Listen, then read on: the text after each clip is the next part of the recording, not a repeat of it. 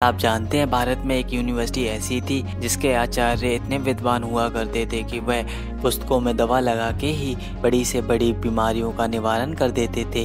ये ज्ञान ही इस यूनिवर्सिटी का अंत का कारण बना और एक क्रूर तुर्की शासक ने इस यूनिवर्सिटी में आग लगा दी थी।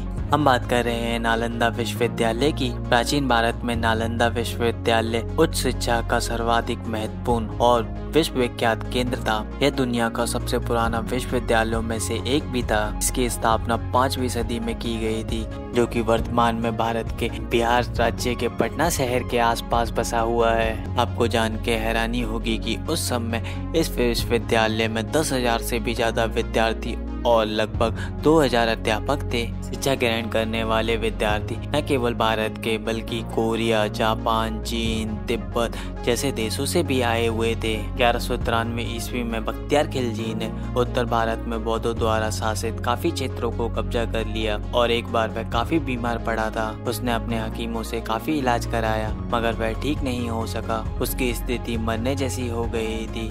तभी किसी ने उसको सलाह दी कि नालंदा विश्वविद्यालय के आयुर्वेद विभाग के प्रमुख आचार्य राहुल श्रीभद्र को दिखाएं और उनसे इलाज करवाएं। परंतु खिलजी इसके लिए तैयार नहीं था। उसे अपने हकीमों पर ज्यादा भरोसा था। वह ये मानने को तैयार ही नहीं था कि भारतीय वैद्य उसके हकीमों से ज्यादा ज्ञानी हो सकते हैं और ज्यादा काबिल हो सकते हैं। लेकिन अपनी जान बचाने के लिए उसे आचार्य राहुल श्रीभद्र को बुलाना पड़ा। फिर बख्तियार खिलजी ने वैद्यराज के सामने एक अजीब सी शर्त रखी और कहा कि मैं उसके द्वारा दी गई किसी भी प्रकार की दवा को नहीं खाऊंगा। बिना दवा खाए वे उसको ठीक करें। वैद्यराज ने सोचकर उसकी शर्त मान ली और कुछ दिनों के बाद वो खिलजी के पास एक कुरान लेकर पहुंचे और उसे कहा कि इस कुरान के पृष्ठ संख्या इतने से इतने तक पढ़ लीजिए, तुम ठीक हो जाओगे। बख्तियार खिलजी ने वैद्यराज के बताए अनुसार कुरान को पढ़ा और ठीक हो गया था। ऐसा कहा जाता है कि राहुल श्रीभद्र ने कुरान के कुछ पन्नों पर एक दवा का लेप लगा दिया था। वह धूप के साथ उन पन्नों को पढ़ता गया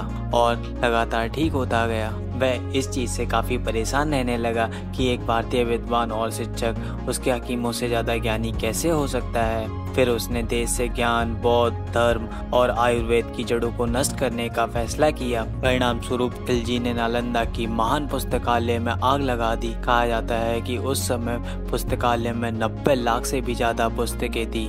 नालंदा विश्वविद्यालय में इतनी सारी किताबें होने की वजह से यहाँ पे ये आग लगभग 3 महीने तक लगी रही। इसके बाद खिलजी के आदेश के बाद तुर्की आक्रमणकारियों ने नालंदा के हजारों विद्वानों और भिक्षुओं की भी हत्या कर दी थी।